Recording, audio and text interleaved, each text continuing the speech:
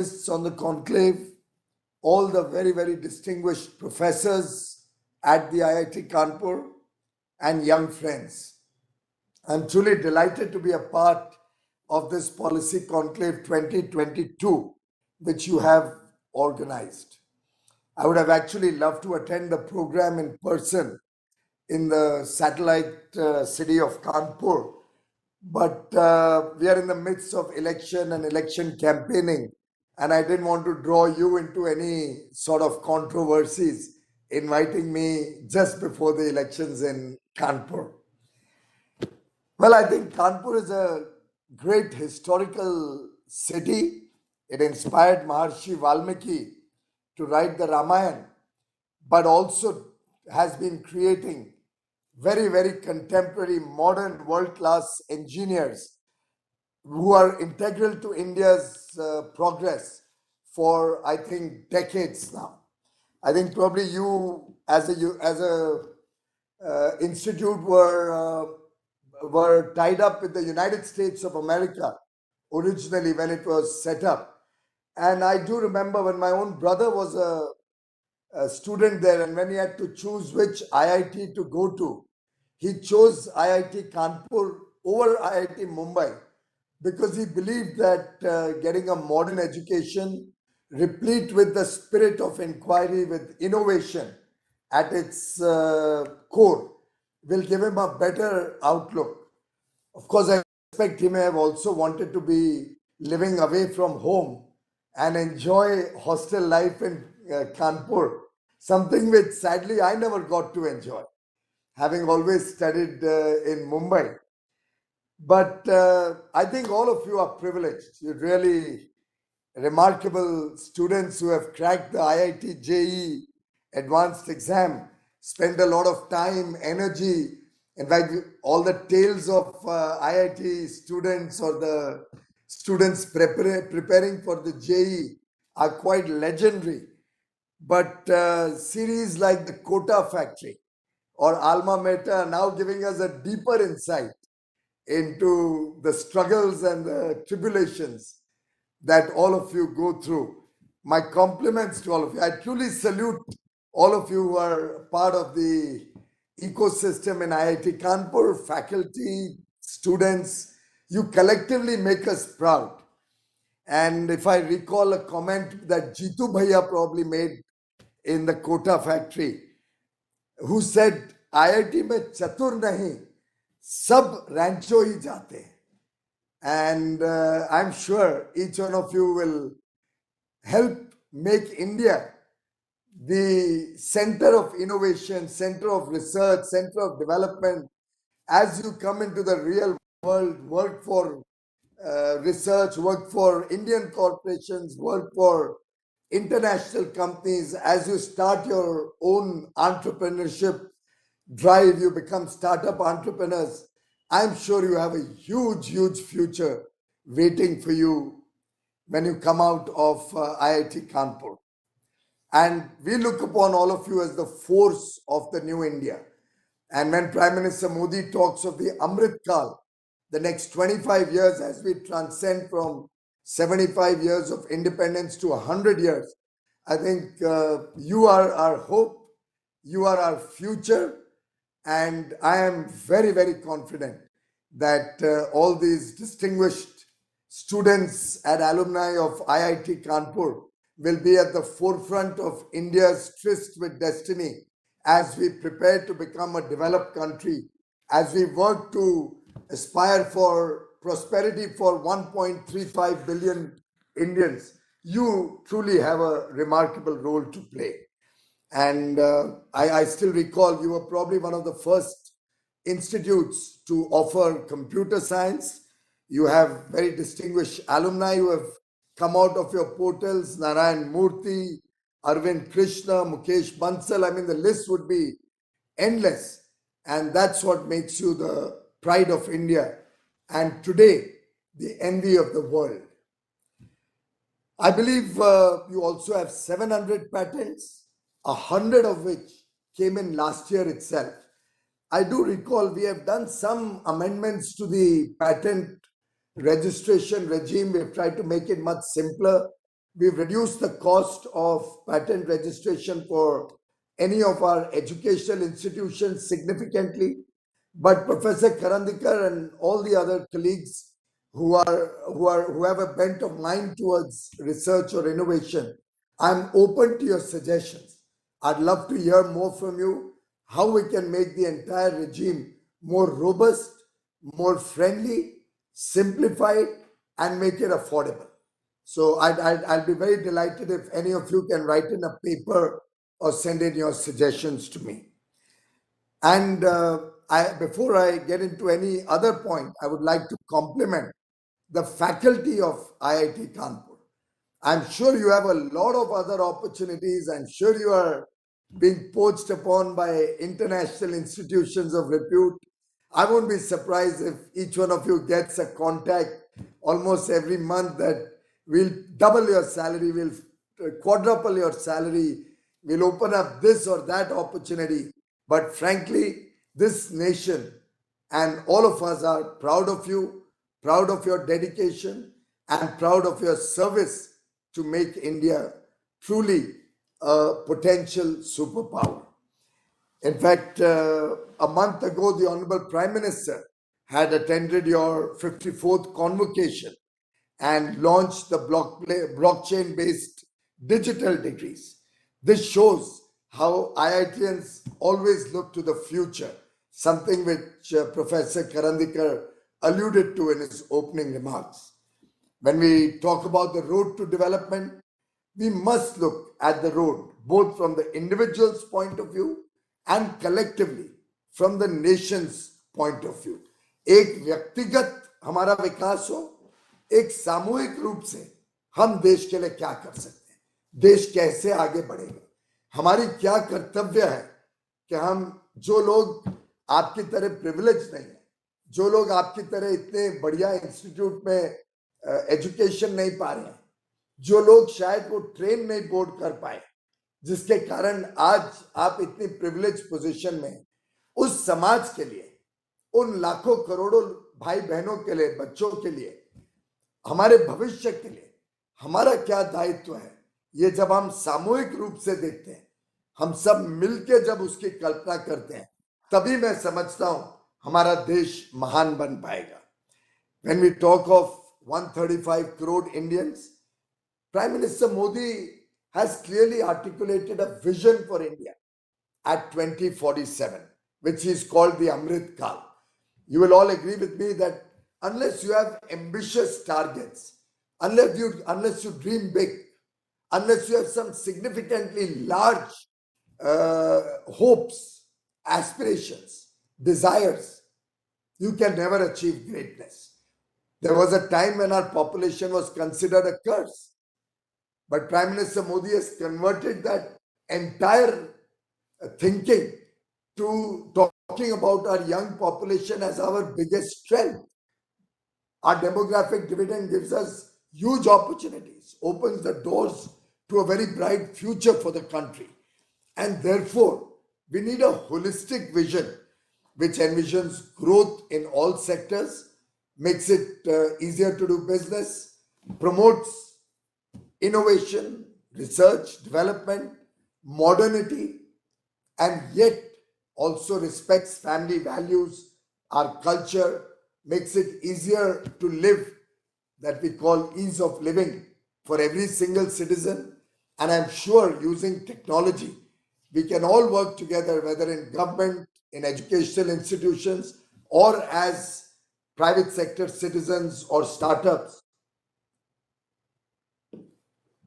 When all of us work together, we can strengthen all the 4 pillars that will take this country to greater heights. Whether it's our MSMEs, whether it's our small retailers, whether it's our startups, whether it's the large industry, the service sector, all of them working collectively can transform the lives of the less privileged, the marginalized sections of society, the poor who deserve upgradation, who deserve a better future for them and their children. I think all of us have to work together for a better future for every citizen in this country.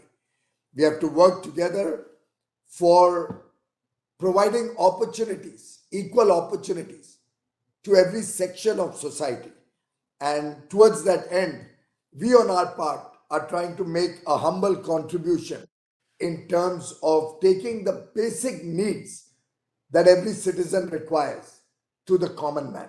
I mean, as students of IIT, you will appreciate that the fact that until 2014, there were thousands of villages and hundreds of thousands of hamlets which didn't have electricity. And those that did would not get electricity all the time. In fact, there was more concern about when electricity will come back, because electricity switching off or a power outage was a given. There were over 3.5 crore households. My friends, imagine 3.5 crore households who didn't have electricity. In the last few years, particularly in the first term, we focused our efforts first taking electricity to every village, then to every hamlet, every farm, and then to every home. And we can proudly say today that every willing consumer has a right to get an electricity connection on demand. Cooking gas. 10 crore families or so didn't have cooking gas at home. Many of us might have gone to our grandparents in the village or any relative or any marriage. We would have seen people cooking on the chula. I'm told it's equivalent to 400 cigarettes being taken in. Prime Minister Modi embarked on a mission which friends like you supported. He asked on his one clarion call to give up our gas subsidy. Crores of fellow citizens gave up their gas subsidy, which helped to finance more than 8 crore poor families getting a free gas connection. It shows the power when all of us work collectively for a better future for every citizen, what we can achieve. Of course, to my mind, the biggest curse that we have been able to eliminate, the biggest curse, has been the fact that crores and crores of our mothers, our sisters, our daughters were deprived of a toilet. शौचालय इस देश में लगभग आधी जनसंख्या के पास नहीं था. It is a shame that over 67 years after independence, we had crores of our sisters and mothers and daughters having to go out in the fields in absolutely shameful conditions just for a basic amenity, for lack of a basic amenity like a toilet. I mean, I think all of us should hang our heads in shame. That was so many years. Governments came, governments went, ministers came, ministers went, bureaucrats came. And I believe it's the collective failure of every single person in this country that we did not understand the grief, the indignity of this basic amenity not being available. I think the fact that Prime Minister Modi himself grew up in very, very difficult circumstances in a very poor family, who had seen poverty from close quarters, who had lived the difficult life, that he took upon himself the task of Swachh Bharat, within which 12 crore toilets were built all over the country so that every home can have a toilet and restore the dignity of our sisters. To my mind, that is something which the entire world recognizes as a major factor when it comes to transforming India, transforming the lives of the poor, giving empowerment to women, and of course, a clean India certainly means a healthier India. I remember during COVID, when the entire world was looking towards India with deep fears that probably we'll have starvation all over the country. How will India ever grapple with the COVID pandemic? Prime Minister Modi decided, irrespective of any amounts that may be required, we will provide free food grains over and above the entitlement under the National Food Security Program to 80 crore brothers and sisters, the poor, the less privileged, the middle class, and ensure that 80 crore Indians got 5 kilos of extra food grain every single month for 19 months. And it will continue till March this year. Ladies and gentlemen, for a country of the size of India, with the difficulties in which people live in far-flung areas, are you not all proud that the taxes that you pay, that the contribution you give to the government has been put to good use without any corruption, so that not a single person had to sleep without food through the COVID pandemic? Not a single starvation death was reported in the entire country. And I've been interacting with states on more than one occasion, particularly focused on this issue. And states have all reported that they have no incident of any starvation in their states. Ladies and gentlemen, when the lockdown was happening, all of you supported the efforts of the government, both at the center and the states, to ensure that adequate food grains, foodstuffs, other essentials reached every poor home. I recall a time when, in some areas, when our government agencies or machinery would go to provide additional food grains, people would say, please don't send anymore, we don't have place to stock it. And that was not just the government. That was all of you contributing to that effort. Every single citizen who could afford participated in this movement to take benefits to those who are less privileged during these tough times. I'm sharing all this with you to bring that sense of pride and to thank all of you for your contributions to this country. And going forward, I do hope each one of you will continue to contribute, because the next 25 years are going to be determined by innovation, by modernity, by how much we engage with technology. And my young friends, it's very easy for all of you to be looking at jobs abroad, and I respect that. I respect that you will all learn, you will all contribute to the world. But I do hope you will continue to have a little bit of India always in your mind and your heart, irrespective of where you work or stay. I, in fact, recall when my brother completed his education in IIT Kanpur. I think he did metallurgy and was admitted to MIT for his master's in materials engineering, and was looking to go for his studies. Mr. Atal Bihari Vajpayee was the foreign minister at that time.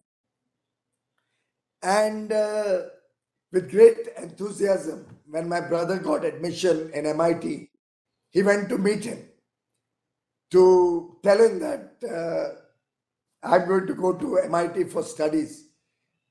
And you know what Mr. Vajpayee said? I'm going to call up the American embassy and stop your visa, because I don't want you to go abroad. I want you to serve the nation.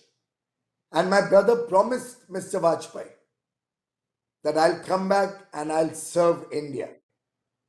He went there, studied there, worked for a few years. In fact, I remember when he was working there, probably Mr. Vajpayee was also in the US for treatment. He spent a month and a half with my son, with my brother, with him. And soon thereafter, he came back to India. And since the 80s, has been working for the nation.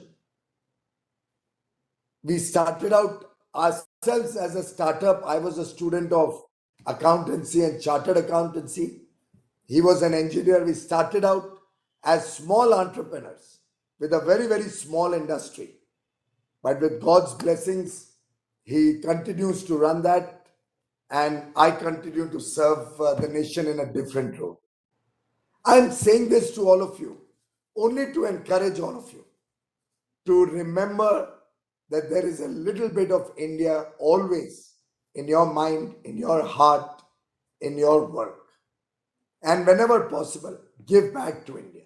In fact, COVID has opened up new doors, new opportunities for alumni to serve the nation.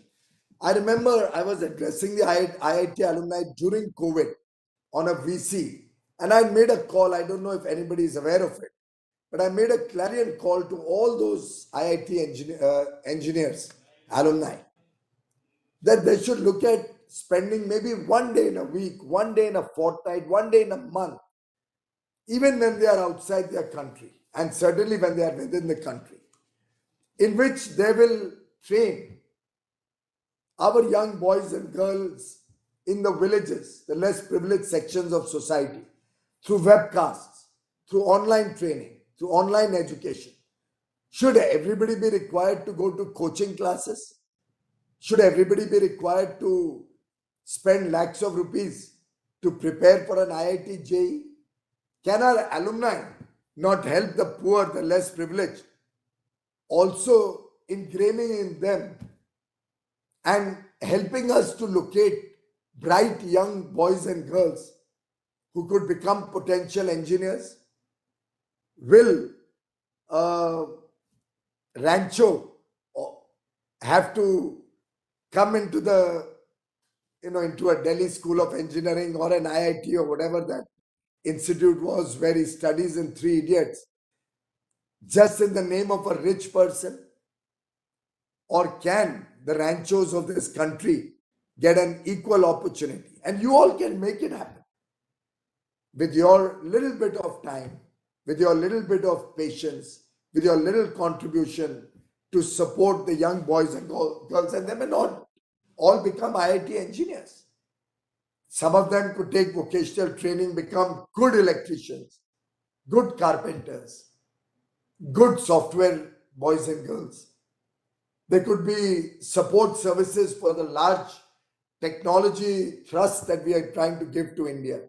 There's so much that is possible. You can ingrain in them that confidence that a startup entrepreneur often needs. You could become mentors to startups. You could help improve the culture of quality in this country. So the possibilities are endless. You could probably give a lecture to a chemical class or a physics class or a maths class in the tier 3-4 towns in the villages, so that they get a better opportunity to understand these subjects, and from within them we can see some bright gems come out. So there's lots I can talk about, ladies and gentlemen, but truly you are the hope of the future. We are banking on all of you. We are banking on you to make this country technologically savvy. We are banking on you to help introduce newer ideas on how good governance and good government can work, how we can reduce red tapeism, how technology can be brought to good use. After all, it must be some IIT engineer who probably, or some engineer who developed the one nation, one ration card, by which a poor family can take a part of the grain in his village and a part of the grain that they are entitled to wherever the labor is working, or if he's a migrant labor in Mumbai, Surat, Delhi, they can take a portion of their entitlement in the village, portion of their entitlement wherever they work, or even in 3 places, and support their needs. One nation, one ration card today is a very, very powerful tool where crores of people are benefiting if they are living away from their home with very, very cheap subsidized ration at 2 rupees, 3 rupees. There's so many possibilities that technology can bring. Ayushman Bharat, free healthcare for 50 crore poor Indians or the lower middle class, rests on the strength of technology. Currently, we have a team working to prepare ONDC program, online network, open network for digital commerce, which will democratize the e-commerce activity and allow young startups and small startups, even at the regional and local level, to start providing services to consumers. So I think there's huge potential, and we are banking on all of you. I'm sure you will work for the nation, you will work for a future that is truly empowering of every citizen of India. In conclusion, if I can suggest 5 points as a call to action for all our IITians to unleash India's Amrit Kal going into the future from a position of strength, with Atmanirbhar Bharat as the core of our philosophy. And Atmanirbhar is not closing India's doors to the world, but probably engaging with the world for a better future for every Indian. I have 5 points that I want to suggest to all of you. One, in all your work, your ventures, your startup, your job, or whatever you choose to do, make scale, quality, and job creation as your focus. We have to move this country to quality consciousness. Every activity that we do has to have a level of quality that the world should envy. And we should, as a nation, start respecting and demanding quality. And scale will help make ourselves competitive. Job creation is the need of the hour, so that the less privileged get higher paying jobs and a better future. 2, provide innovative solutions. Solutions could be for our farmers, for our artisans, small weavers, small retailers. Help to realize the goals of this Atmanirbhar Bharat that Prime Minister Modi has been articulating on more than one occasion. With that, can we make in India for the world? Can we serve from India the rest of the world? I think that should be foremost in our mind when we plan our future. I would urge you to study all the various digital platforms. It could be our single window for all approvals, the national single window that we have made in government. It could be PM Gati Shakti. I would love to describe it in greater detail for all of you. But for paucity of time, I leave it for another day. But I would urge you to invite Professor Singh, who's the head of BISAC in Ahmedabad, to come and make a presentation to all the students in IIT Kanpur about PM Gati Shakti. And believe me, that's Prime Minister Modi's own brainchild. He's been demanding from all of us to create something like that for a long time. It took years to create it, but the power that it has, it can power India's future for the next century and truly make us a superpower. I would urge you to study all these digital platforms, our ONDC platform that we are developing. Give us your ideas, contribute to make them better, and improve the facilities that we provide the stakeholders. Number 4, I think you can all help us set the agenda, the themes that we should pick up for G20. India, as you may be aware, is going to become the presidency of G20 next year, 2023, starting December 2022. Can you all work and come up with some themes that we should pick up? how we can set the global agenda for the future using this opportunity of our presidency at G20. And finally, number 5, can we make Seva and Samarpan, service and sacrifice, our guiding philosophy as a nation, so that each one of us also have a small ledger. And as an accountant, I can't help but talk about a ledger. And all of you, when you come into the real world, will also have to learn a little bit of accounts. You'll also have to be cautious and conscious that the ledger has to work. You have to ultimately make money. A startup can get deep valuations for a good amount of time without profits, but not permanently. You have to have your ledger intact, your profits intact. So in that ledger, in our life's ledger, can we also have a debit and credit for Seva or Samarpan? I think, in a way, your professors are working with that Seva Bhav, with that Samarpan Bhav. As students and as alumni, I think we owe it to our nation to give back to society. And I hope you will give back to the nation, to our great country, and work for a better future. In fact, if some of you are interested, you should also seriously look at working in government. May not necessarily be for a full career. It may be a year, 2 years, 3 years in different form as interns or as even part of my office, for example, and give back to the nation with your ideas, with your participation in policy making. And I'm sure you will be more than welcome, and you can really contribute to the future. My young friends, some of you may have watched the recent TV show, Rocket Boys.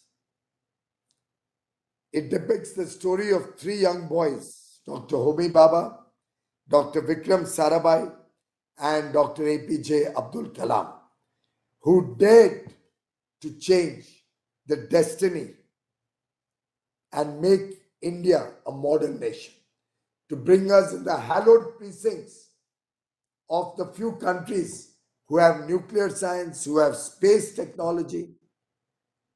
They had the vision to change India and give India a global positioning, both in atomic energy and in space technology. Today, India needs young students and all of you who can think and pursue, have a grand vision for the future, and lead the nation and 135 crore Indians to prosperity. I'm sure even in today's audience, we have many rocket boys in the making. You will have many choices before you, my young friends. Some will be easy, others will be hard. The easy choice is, of course, to pursue a job, have maybe a very safe and secure life. But I would urge all of you that make some hard choices. Push the envelope. Take challenges. Take risks. Create value. Create something new. Go out of the beaten path and become nation builders and creators of new technology, new visions, new ideas. Our tryst with destiny must not merely remain a wishful rendezvous, but must transform this nation, this beloved nation of ours, into prosperity, progress, and development. It should give equal opportunity to every young boy and girl in every village in this country, all the less privileged, marginalized sections of society. And in that journey, IIT Kanpur and all the other IITs will be at the forefront I have no doubt in that. Thank you very much, ladies and gentlemen.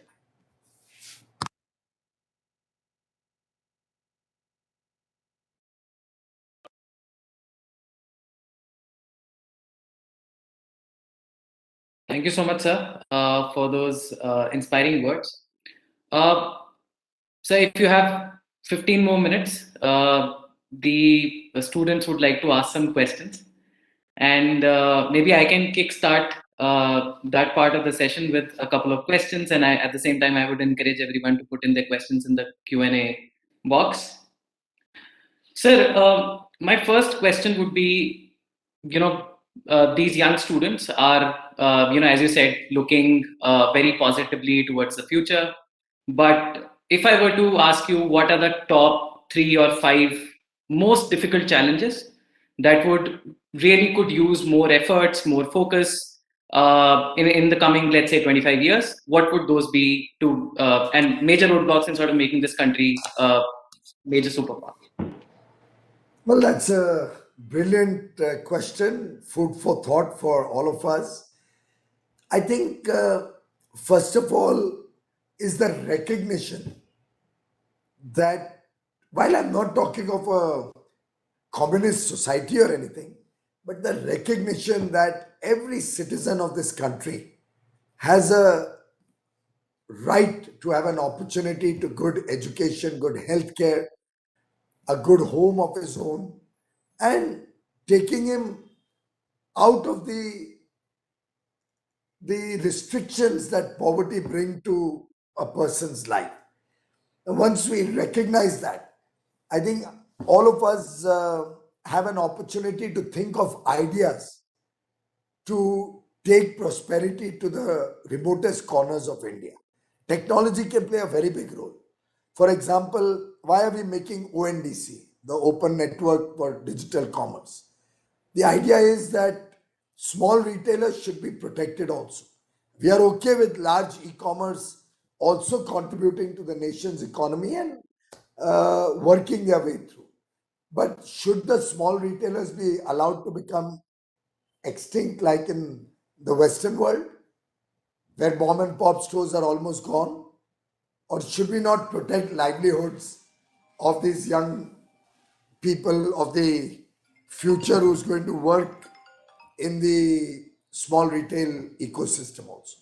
And therefore, technology can really help us democratize basic amenities. So, healthcare through telemedicine, education through edtech, all of these can really play an important role.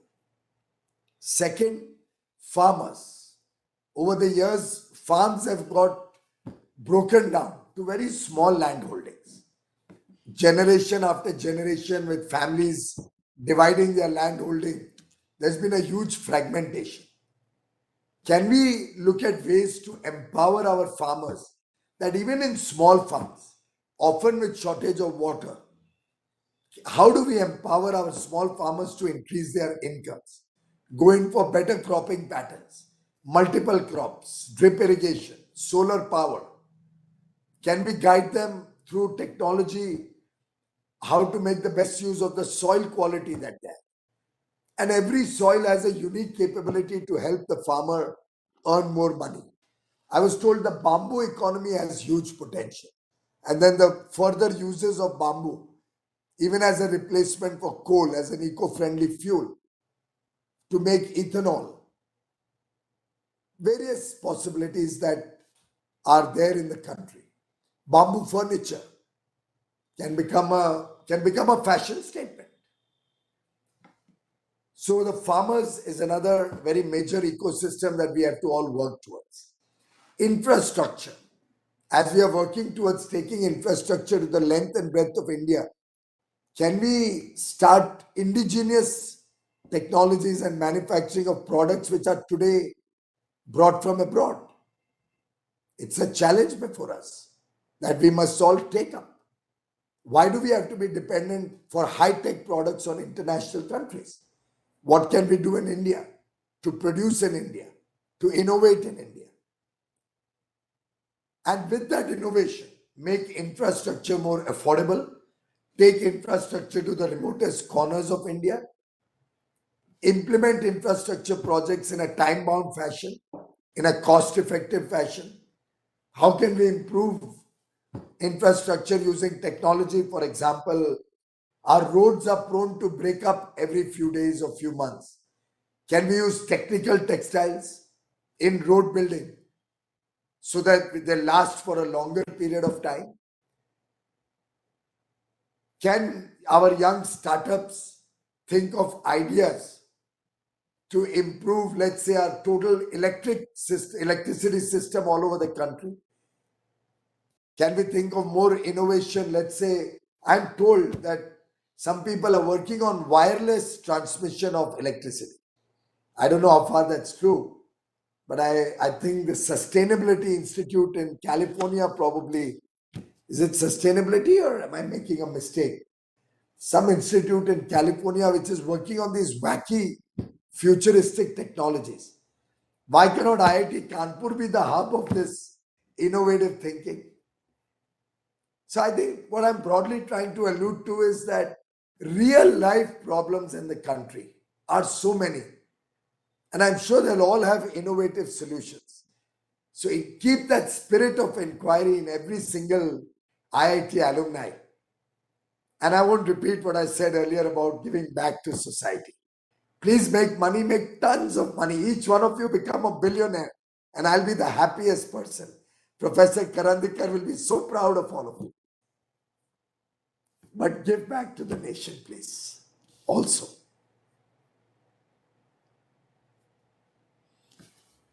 Thank you. Thank you so much, sir. There are certain questions and many questions in different ways and forms, but the core question that a lot of people are trying to ask is, how do we make the politics of the day more inclusive, where students from institutes like IIT Kanpur, for example, where the politics is not generally party-led. So how can we sort of encourage more students to participate more directly into the politics of the day? No wonder you are all IIT students. You come up with the best questions. Look, politics needs good people. You are all engineers who use computers, I think, through the day. I remember when, as a student, I don't know whether it was in my commerce graduation or as a chartered accountant, when I was first introduced to computers, and I'm talking of the 80s, one of the first philosophies of computer that was taught to me was garbage in, garbage out.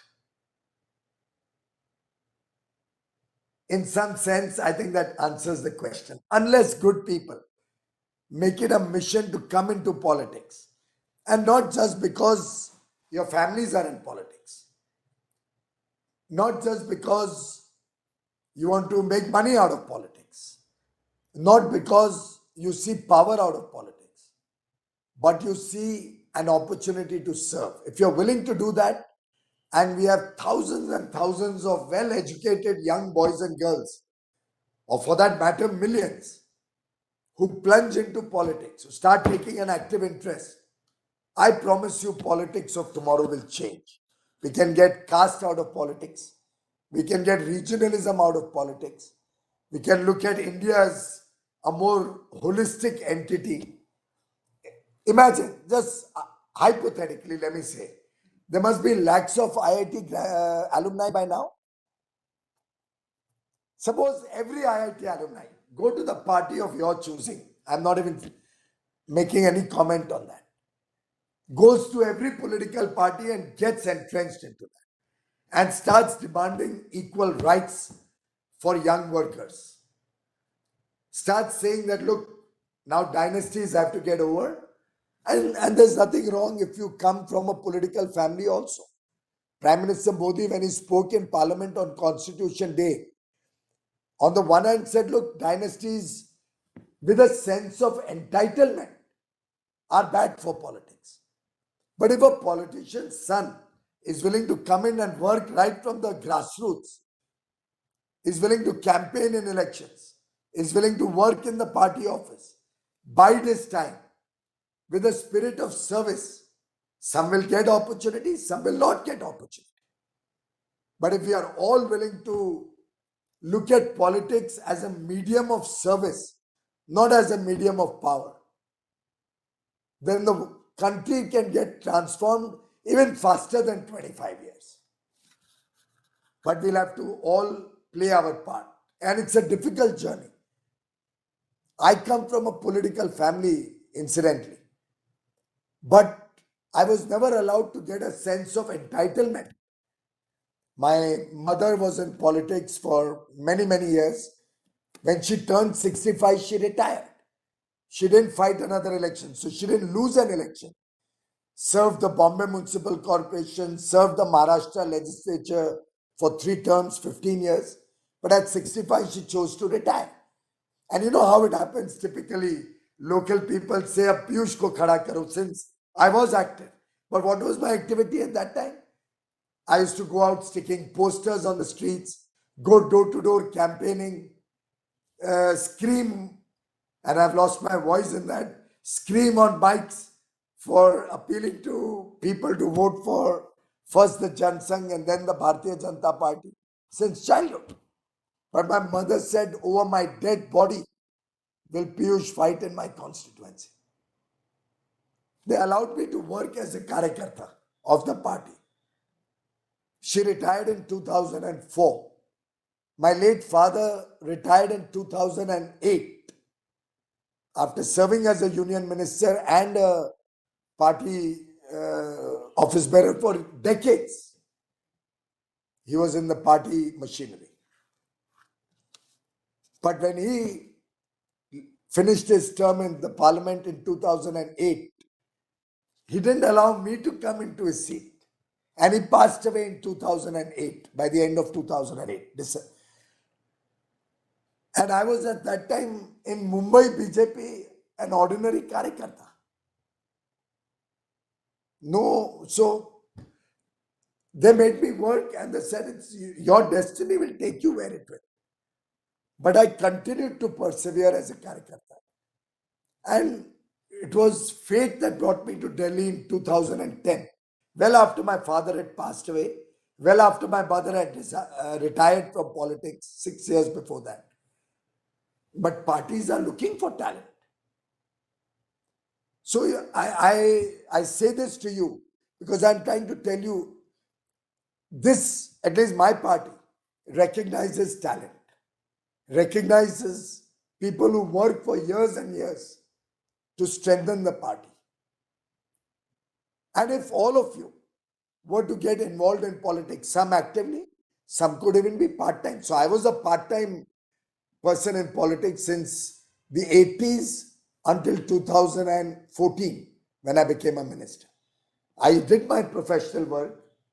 I earned my livelihood so that I have now enough capital that I can do an honest day's job to serve the nation.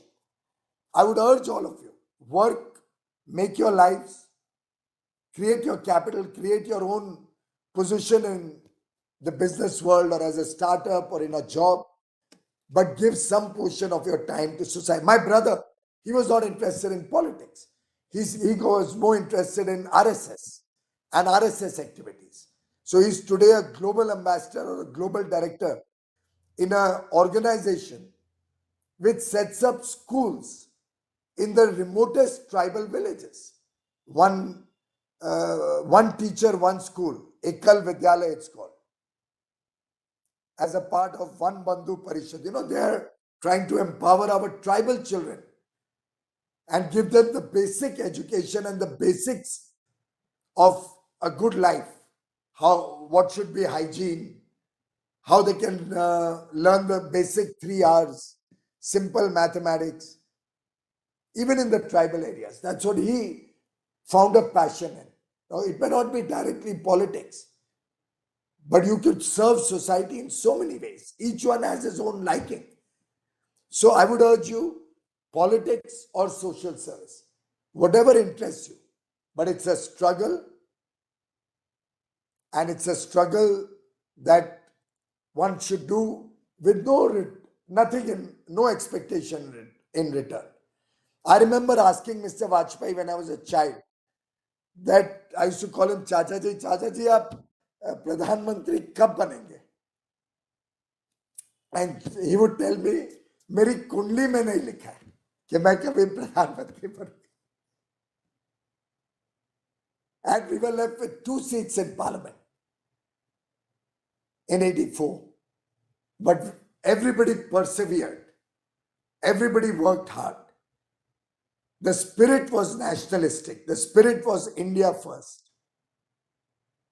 And events then overtake you. Thank you. Thank you so much, sir. I'm not sure how much more time we have, but maybe one last 5 minutes. So maybe I'll just ask one last question from the audience, and then we can close the session.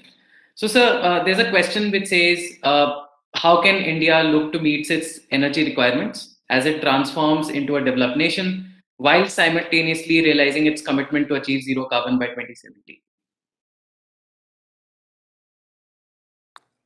Well, you're only strengthening my hopes and aspirations from all of you. It's a big challenge before the world, and more so before India, who are largely dependent on thermal power and coal power. I used to be power minister, and I'd actually gone to MIT in 2016, if I remember correctly, to try and get them to collaborate with our Indian institutes or companies. And I was willing to put money on the table with them to see how we could work on carbon capture. Unfortunately, I don't think they showed much interest. I went into all the labs and everything, but somehow nobody took much interest. Then in London, a couple of IITians only met me and they told me that they are working on carbon capture, but I don't know, finally, we've not yet got any solution anywhere in the world. So India will have to innovate. India will have to look at alternate ways by which we can have a base load in our electricity system. Now, I don't know whether we can wish away thermal power at all anytime in the future, because coal we have as a raw material in India. You'll all appreciate we can make hundreds of gigawatt of renewable power, but it's all intermittent power. And intermittent power needs a base load on which you can infuse the power, right? So our biggest focus for all of us should be on what can be the base load, or how we can probably bring down our thermal plants to zero in the afternoons, or whenever we have wind energy or hydropower. So as new and new sources of power are being developed, I think the base load is the biggest challenge before India, and the fluctuating power load. There are other ways to manage it through cheaper storage systems, so that we can create much more renewable energy and store it for peak hours when there's no sun. Then the Honorable Prime Minister came out with the concept of one sun, one earth, one grid. It's a transformational idea. After all, there's sun, some part of the world, all through the day. Can each country embark on solar power in a very big way?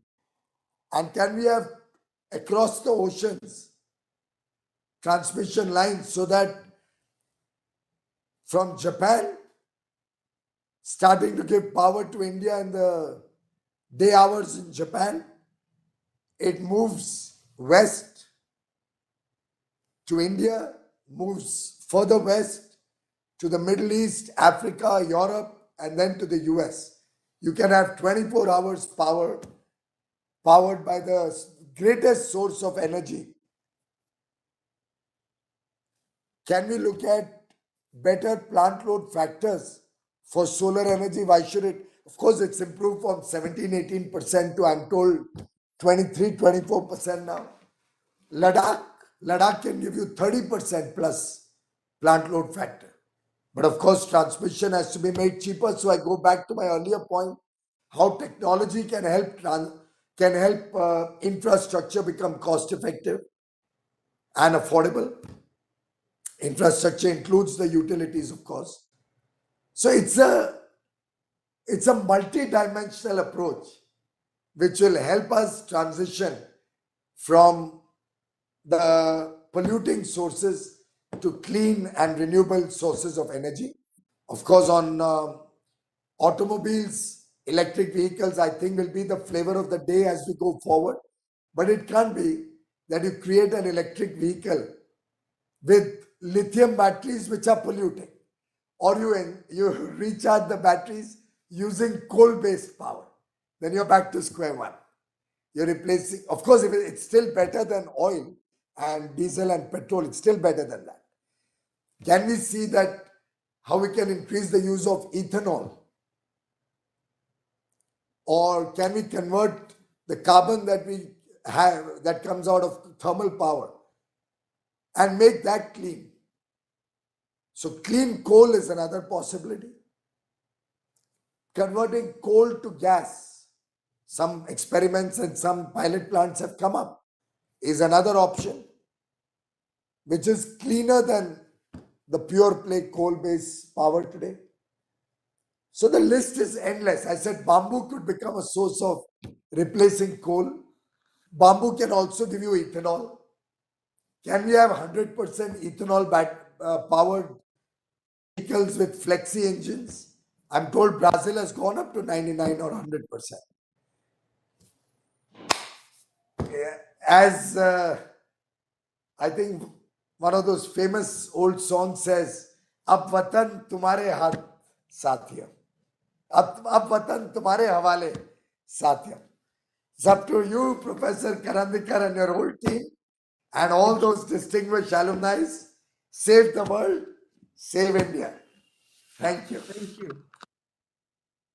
Thank you so much, sir. Thank you so much for patiently answering all the questions and for your inspiring words. I would now invite the faculty counselor, Professor Pradeep Swarnikar, to deliver the vote of thanks. And yeah, thank you. Thank you, Akshay. On behalf of Public Policy Opinion Cell IIT Kanpur, I wholeheartedly express my gratitude to our chief guest, Honorable Union Minister Sri Piyush Goyal sir, for providing valuable time to enlighten us. Sir, we are really fortunate to have you here. I believe that this has been an insightful opportunity for all of us, especially for the students community, which will motivate them to engage in public policy and eventually in nation building. This interaction with you will be a masterclass for all the students who are dedicated to building a strong foundation of India with hard work and intellect. It is really commendable that with such session, Public Policy and Opinion Cell is motivating the students from the very early stage to meticulously understand the underlying challenges of public policy and integrate it with cutting edge technology and innovation. I am obliged to our Honorable Union Minister, sir, for accepting our invitation and motivating the students of IIT Kanpur to strive not just for individual excellence, but also towards instituting a strong nation building process with Seva and Samarpan. I would like to thank our Director, sir, Professor Karandikar, and Dean, sir, Professor Panda, for their unconditional support, and the entire team of Public Policy Opinion Cell for organizing Policy Conclave 2022. Once again, thank you very much, sir. Thank you. बहुत धन्यवाद. In fact, I am privileged to get this opportunity. It is wonderful. I'd love to come to IIT Kanpur one of these days. My best wishes to all of you. And thank you, Professor Karadlikar, Professor Panda, Professor Swarnkar. I can see a lot of Maharashtra in IIT Kanpur today. Thank you very much, and God bless all our young boys and girls. Thank you.